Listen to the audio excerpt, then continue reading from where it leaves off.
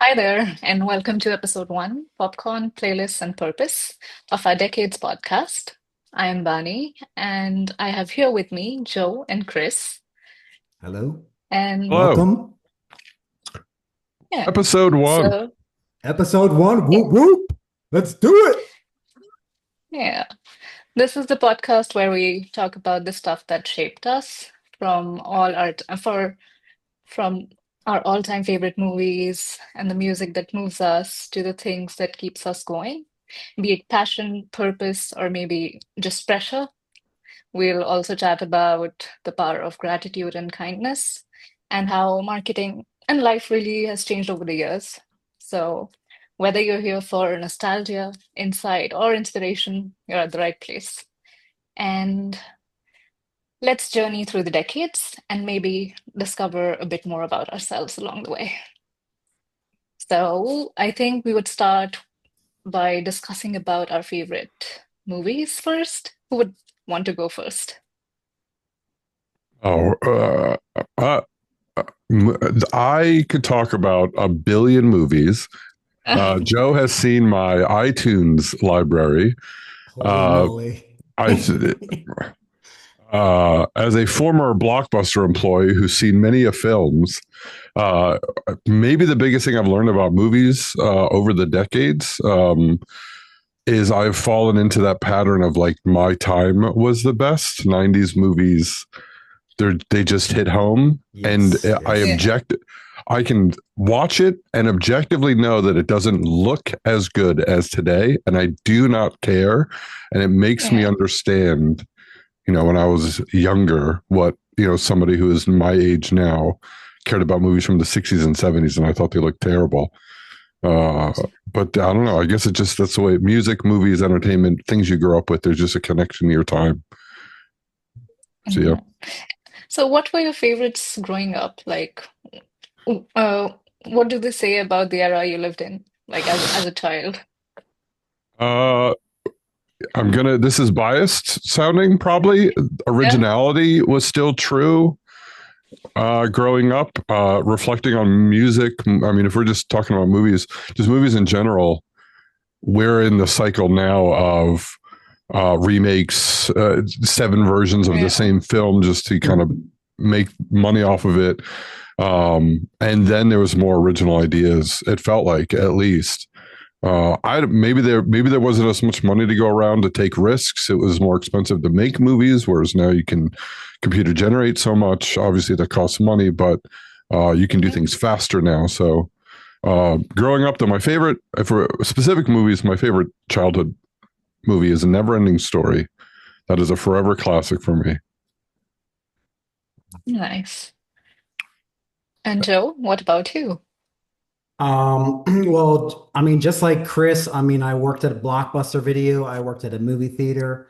That's how we eventually met back in the 90s, working at a movie theater.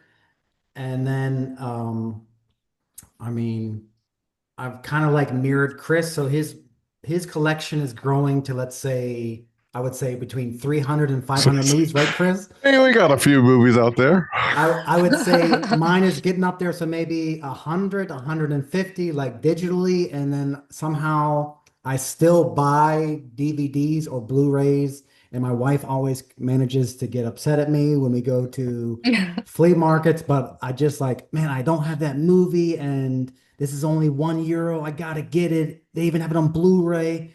Um, so I mean, I think I've always been told this by my mom and dad. So, like when I was in my mom's belly, while my mom was pregnant, they went and saw Alien, um, Oh, 1979. So, I would say definitely starting with the decades, the 70s, I would break it down by Alien or the Alien franchise, which went off into like the 80s, 90s, and today, of course. Um, then in the 80s, there are so many, but from the 80s, like movies that I constantly watch over and over and over, no matter what, I would go with like Die Hard, of course, during the Christmas time. Somehow Yeah. it's become like a of Christmas course. movie. I don't know why, but it has become one. I'm really obsessed with the movie Major League. with Charlie Sheen and like that Wesley part where Snipes. yeah, that Wesley Snipes like Willie Mays Hayes, like when Charlie Sheen comes on to the baseball field, you know, the to get that guy struck out by the Yankees, like the bottom of the ninth or the top of the ninth. And the Wild Thing song plays. It's like I just get goosebumps. Then on to the 90s, I would just say there's just one movie that I can't get enough of from the 90s, and that would be Terminator 2. Amazing. I think that's the only movie in my lifetime, I'm now 45, that I've seen twice back to back in a movie theater. I went with my dad in the 90s. I think it came out in 91. And I went to the 1 o'clock show. We grabbed a couple hot dogs and nachos. And then the 4:30 show, went back and saw it again. And then I think by the time we got out of the theater, it was like dark out. It was crazy. But yeah, so like definitely the 90s, Terminator 2, um like the late 90s, 2000s. I mean, I just like started getting more and more into science fiction the older I got. So like the Matrix movies like Matrix 1, 2, and 3, Matrix 4 was just it just seemed like it was a big disappointment and it copied the first one a lot, it seemed. So definitely Matrix 1, even though that came out in like the late 90s. And then I started getting into like war movies in the 2000s because I was in the US Army from 98 to 2006. And then like 2010s, 2020s, um, like I really got into the Dark Knight trilogy. Of course, it got better and better with Batman 2 or the Dark Knight, and then the Dark Knight Rises was not as good as Dark Knight, but it was still amazing with Bane and the actor that played Bane. What's his name, Chris? I think Tom Hardy. yeah. I mean, such a great actor, Yeah. such a great movie. Do you think Um, darkness is your ally? and I then, was yeah, oh born in my it. God, you sound just like him right there, Chris. And then, I would say like today, like I'm really into Kevin Smith and like Jay and Silent Bob, and he's also producing a movie from one of my favorite rappers from our area, Logic, and that's going to be, I think it's called Paradise Records, and that looks really good. I can't wait to watch it. And I just watched from Kevin Smith actually a couple of days ago, 4:30 movie, Mm. and it was so freaking good. And it's like that was my that's like my life with Chris. Just like going to the movies, um, you know, chasing the How love, many chasing our movies have love. you watched together? Gee, well, together, Yeah. I don't know. Over the tens of years, the decades, I don't know, hundreds at least, Yeah. Oh my God. easily. When we live across the pond from each other now, but when we're together, it's very easy to just put something on that we both like and have an amazing time. Joe brought up, I think, a really good point when thinking about movies more. When you're talking about your Terminator 2 experience, is like movies were such an event for us growing up. Like you either had to go to a blockbuster, or you had to go to the theater, and the theater was the only way to experience it that way, which I think has changed the dynamic of the way like movies are now. So yeah, when we get together, we kind of get to relive that experience a bit more than just putting on. And now movies are pumped out every 5 minutes and they're on 95 streaming platforms, and Yeah. in 20 years AI will just generate Exactly, them for us. So but back then it was like, get the Whatever you want. popcorn, go to the theater. You can't access this content anywhere else. Yeah, pretty Yeah. amazing. But hundreds easily. And So would you say I try that to, was better? which was back in the day. Yeah, Yeah, for sure. of Most course. I love definitely. my opinion, but Yeah. old biased opinion over here, I guess. Yeah. Uh, Although it's more convenient now, I feel that you can just switch on your TV and watch Netflix. Yeah, I mean TVs are like movie theater Yeah. like you can. I Yeah. mean now even Joe and I have talked about this before. You can put on a VR headset and get the like the perspective of being in a theater and just watch a movie. It like sits you in a Yeah. virtual movie theater. Yeah, the accessibility No is doubt, no amazing. doubt. But in terms of like how memorable a movie is, I feel like the experience has a lot to do with it. And back then, it was like Yeah. you only could get that ticket to the movie. It was like going to an exclusive concert. Yeah. And That's that's the lost a only little option bit. that you had. Yeah, now you're just like, oh, I'll just wait, and it'll be on my Yeah. it'll be on my phone, and in 6 weeks, so I don't need to worry about it. Yeah. Yeah. So, and now, what about your music taste? Oh Like, has it no. Oh also changed yeah. over time or still the same? Old is gold. Uh, my music taste has Yeah. changed dramatically. I grew Okay. up. I grew up in rougher neighborhoods, and I kind of was surrounded by hip hop culture as a child, and was very much into that culture for a long time. Exclusively just rap, hip hop. That's all I consumed. Onyx back in the day, Nas, Biggie, like anything 90s hip hop. I mean, I feel a nostalgic connection to 90s music as I do the movies we were just talking about. But for Okay. whatever reason, over the last 20 years, I've like switched. Now it's like 21 Pilots and John Bellion, and it's more of like I don't know. It's not R&B. It's like I wasn't Ooh. listening to people sing. I was listening to only rap, and it's changed for whatever reason. I don't know. Melodies maybe are. I hate rap now, so drastic change Okay. for me in the music from the music area.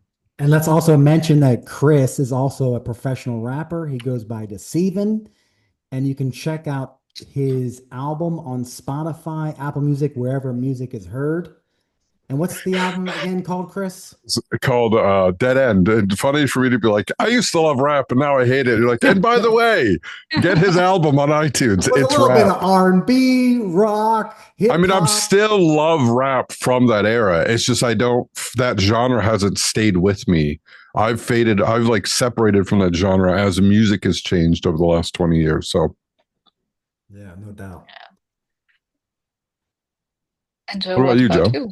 I mean, I'm just like Chris. I mean, as embarrassing as this is to say, I remember like living in Florida with my dad when I was like, I don't know, 12 or 13 years old, and kind of like started like I definitely remember like falling in love with music with like Nirvana and Smells Like Teen Spirit, right? Like that song back in the early 90s was like, I don't know, man, I just played it all the time, every day, school bus, um, on the way home from school, at home, hanging out with friends, always playing Nirvana. But then like somehow we moved to Florida and I just like started really getting into like Ace of Base. And when that song like came on, like I don't know, man, I was like, man, I really love music, man. It like makes me feel something different, makes me feel alive. And then it kind of like then I moved from St. Petersburg, Florida down to Key West and then started getting into like Miami bass and like hip hop, like what's that song, Chris, from that movie with Michelle Pfeiffer back in the mid 90s. Um, uh, So oh, many 90s movies with Michelle Pfeiffer. oh man. And then like she's like a teacher. She's a Oh, teacher. Dangerous Minds, Coolio, Yeah, Coolio. Oh my God. That's Gangster's Paradise. Gangster's Paradise, man. That was the song, man. So between Miami Bass and Gangster's Paradise from Coolio, that's what I was listening to. Then I moved back to my hometown, DC, Maryland, in 1996, and then started getting into like rock. So one of my best friends, Sean, got me into like Corn and and I was already like kind of into like Bush.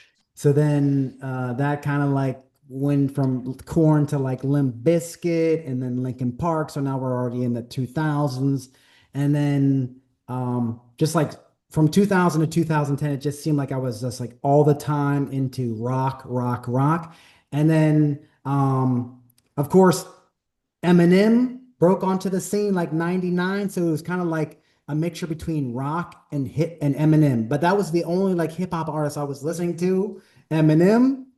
And then Chris and I were like, I remember we were like sitting at a Wendy's Wendy's parking lot. having some food, and I was like, man, we should get in like these jumpsuits, man. She could jumps. And like We were and like listening. We were listening to Eminem on the radio at the yeah, time. We like were just hyped. dye your hair blonde. Wow. And then There's no social media. We were just some dudes listening to Eminem, yeah, living the yeah. dream.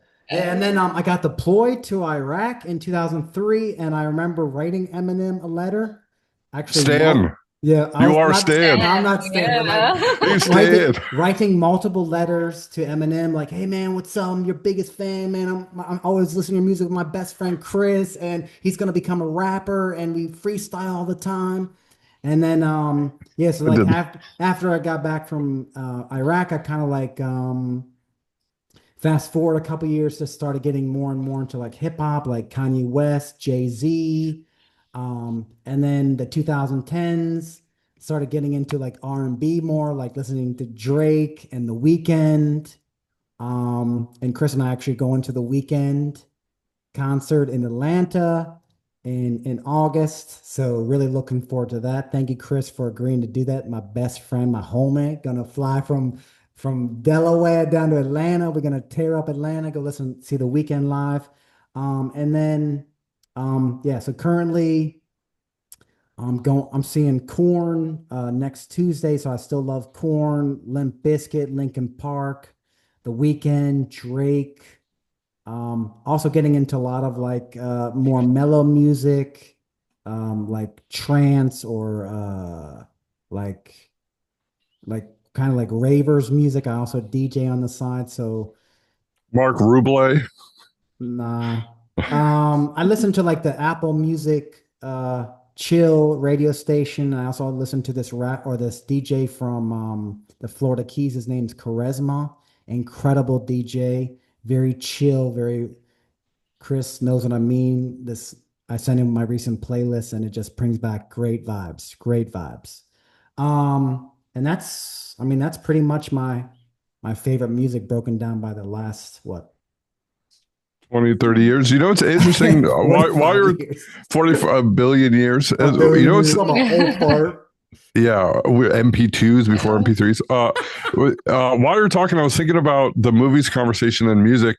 It's interesting. The same thing has happened with music in terms of accessibility, but in reverse, I think it's better now because I was thinking of artists I've found like through social media who get to put out their own music, and then all of a sudden I'm downloading their album from iTunes, and they probably get all of that kickback directly, so it supports the artist more. So it's almost like movies were harder to access, which made the experience better a long time Yeah. ago, and now it's just kind of like dumped into streaming platforms. But now music isn't gatekept as much, and it makes it better because you have such a wider variety. It's just kind of interesting how those same trends of access have impacted them differently. Oh, that's true. That's a No very good doubt, no doubt. observation. Yeah. Yeah. So now let's make it a bit more real. So the question is, what motivates you more? Passion, purpose, or pressure? Chris. A pressure for me.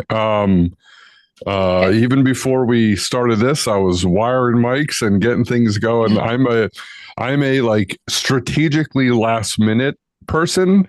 It's almost like I'll procrastinate with intent, knowing that I get my best work done at the 11th hour.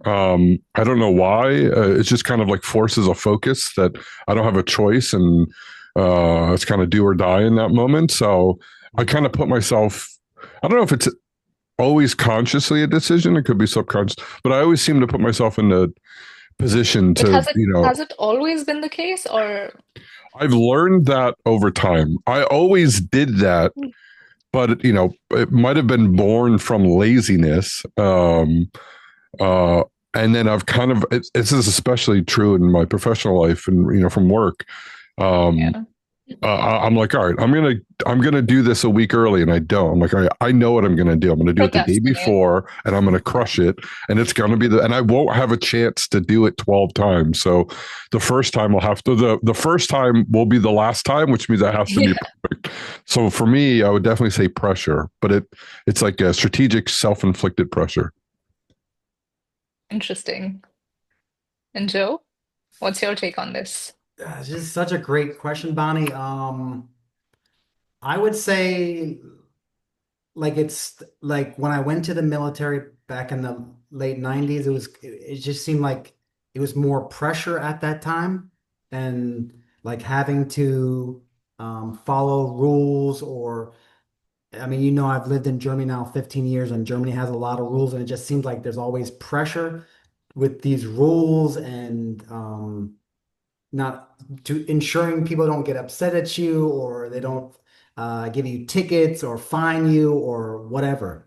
Um, but as I've gotten older, um, I feel like I've kind of neglected the thing that motivates me the most, and that's passion.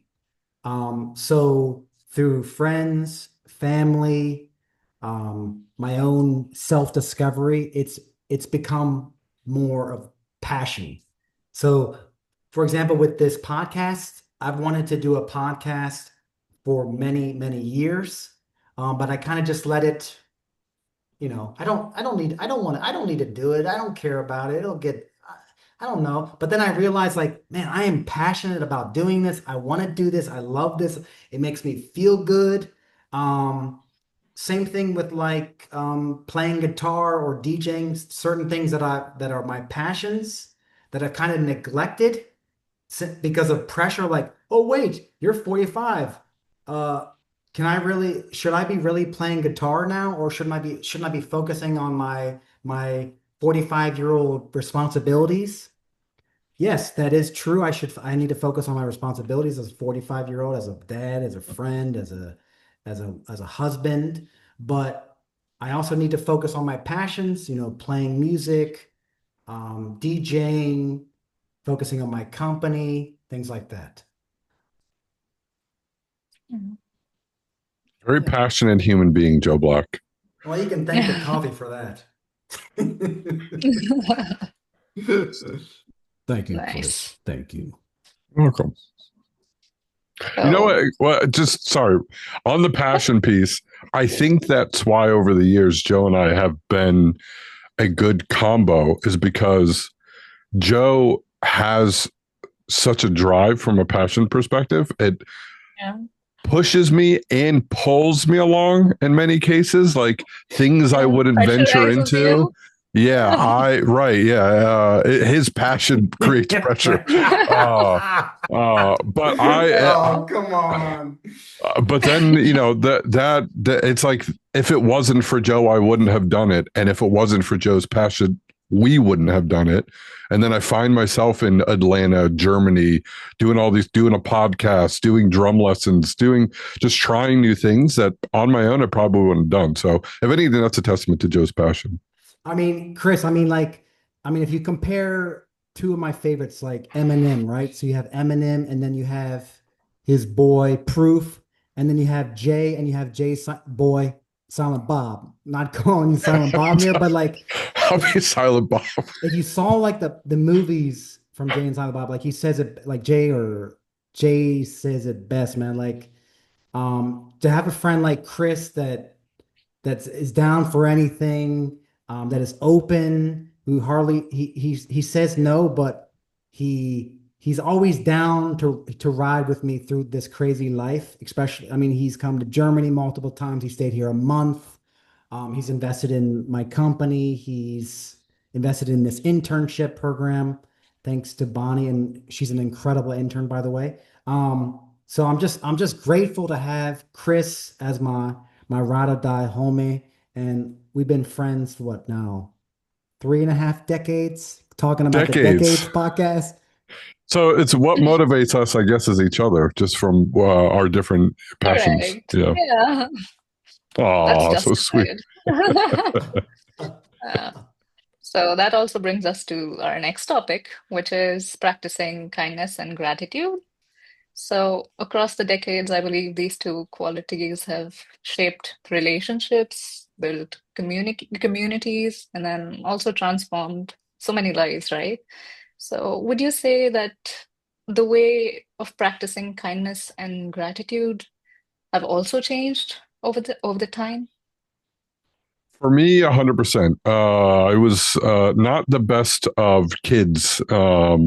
I found myself making a lot of bad decisions, and I very quickly learned that you could frame it as, at least for me, like karma. Like I'm going to get what I put into this world, and Yeah. so I kind of that's where I kind of found kindness, doing the right thing.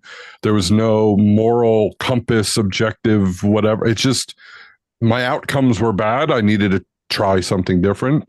Yeah. So then, walking through life, it was like try to have that approach. For sure, this is probably true for anybody who, as they get older, is gratitude, reflecting, getting Yeah. kind of a perspective on life and what really matters over time and what we have time for from a life perspective and what we don't have time for, and not letting the little things bother you. That's you get thankful for kind of what could be perceived as the small things, for sure. Yeah. Joe? Another great question from Bonnie. Yeah, I think, I mean, I remember seeing on one of Bonnie's um, social media posts or something like that, like gratitude changes everything. Um, and I just feel like the things that have happened through these last decades with Chris, like, 9/11, uh, COVID, having to get a surgery, like moving 25 times between the time I was a baby and I don't know, the mid 2000s or something like that. It just makes you like, it makes you realize how grateful I am to be able to have a very calm and relaxed life these days. Sometimes it can be, of course, frustrating with the cultural differences, as Bonnie knows. Um, but Yeah. I try my best to stay grateful for my friends, for my family, for my children, for my wife, for all I have. And I try to, keep a diary or use the Apple Journal app. And just like write down, 5 things I'm grateful about or 10 things I'm grateful about or um or positive about. So positivity, gratitude, kindness. I mean, I think gratitude, when you're grateful for what you have and you make note of it, kindness kind of just flows off. Close. It just flows off of you, and you're nicer to Yeah. people, and you smile more, and you can deal with. I told this yesterday to Bonnie, like, life is stressful, yes, no doubt about it. It's how you respond to it that's everything. So when you document your gratitude, it just seems like you can handle those stressful situations better. Because like when you have someone's yelling at you or stressful or stressing out, and you give them back kindness, then it just like it completely changes the situation and you can get through it better. Yeah. I completely agree. Yeah. Do you have anything else to add, Chris? How do you practice gratitude? It's internal, honestly. Uh, Maybe over the years, you kind of find yourself only keeping a few people around in your life because of the people that you're the most grateful for, which has been shown through actions over the years. So then you try to reciprocate that back. Try to be aware of what for somebody else is um, a big action in terms of trying to help you or be kind towards you, and then try to reciprocate that. So but just I don't know, it's every day, just not taking things for granted. Yeah. There's the convenience of knowing that there's only so much time, and you kind of Yeah. awake to that realization more as you get older, obviously. Yeah. So then it's easier to kind of to see things in a different light in terms of appreciating them. Yeah. So now this brings us to our last topic, which is marketing and how it has changed over the years. Like, what do you have to say about that? So I'm gonna let you go first. I have we have a different, we live in different ends of the how we Yeah. experience and interact with marketing. I'm more of the audience or the receiver. So I'm curious your perspective.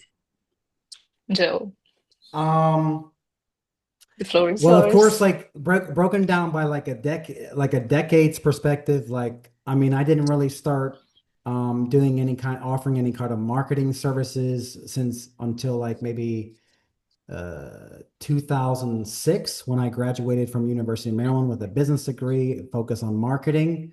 Um, and unfortunately, we don't have that much time. But and then this is probably something we can talk about the next episode, but like in the 70s, 80s, 90s, it just seemed like there was a lot of focus on TV ads, print, radio.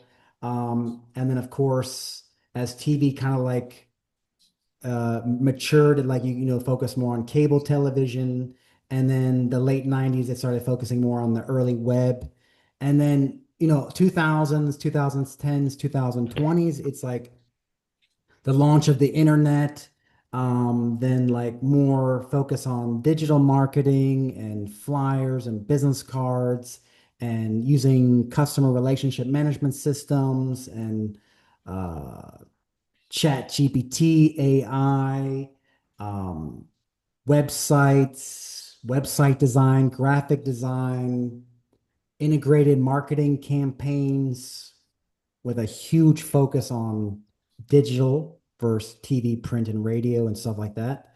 Um, but it's definitely fast forwarding to today. It just seems like it's a very exciting time that we're part of, the three of us, because of the emergence of chat or AI, chat GPT, things like that, and just being able to create so much awesome information or digital Which is marketing so easily ideas. accessible. Yeah, and Yeah. creating them so easily and quickly. And now you can create a podcast, you can create a website, there's so many things you can do.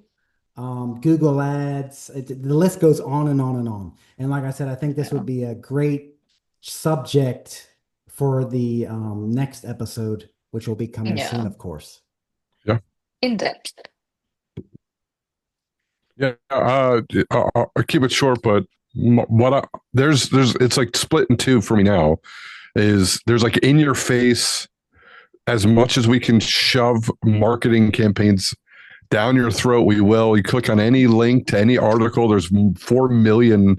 You could read more in terms of advertisements than Yeah. the actual article. And then my favorite is the subtle marketing. I think Apple did this really well the last 10, 20 years, is you see their products in movies, but they don't Yes. advertise it. Yeah. They didn't do commercials during that time. So then Yes. you're like, oh, the actor in the movie's using this product, and you almost don't even realize you're being marketed to. I love that. And especially from the AI perspective, something I think Joe does really well is when you can, that grassroots human touch marketing, Yeah. I think will reemerge as we get all this AI stuff thrown in our face, and people are going to be Yeah. searching back out for that human connection from a marketing perspective. Yes. Yes. 100%. That's so true. Yeah. Yeah. All right. Well, guys, thank you so much for hanging out with us on this first episode of our Decades podcast. We hope it brought back some memories. I know it definitely did with me. Sparked a new perspective of some sort, or just gave you something to think about. If you enjoyed the episode, please visit our website, jbemarketing.de, where, of course, you'll find all of our social media platforms and more information about how we can grow your digital marketing. If you got a favorite decade, movie, song, or story you want to share, drop us a message and subscribe here on our YouTube channel. We'd love to hear from you and maybe feature your thoughts on an upcoming episode, which will be coming very, very soon. And until next time, stay curious, stay kind, and keep moving through the decades with us. All right.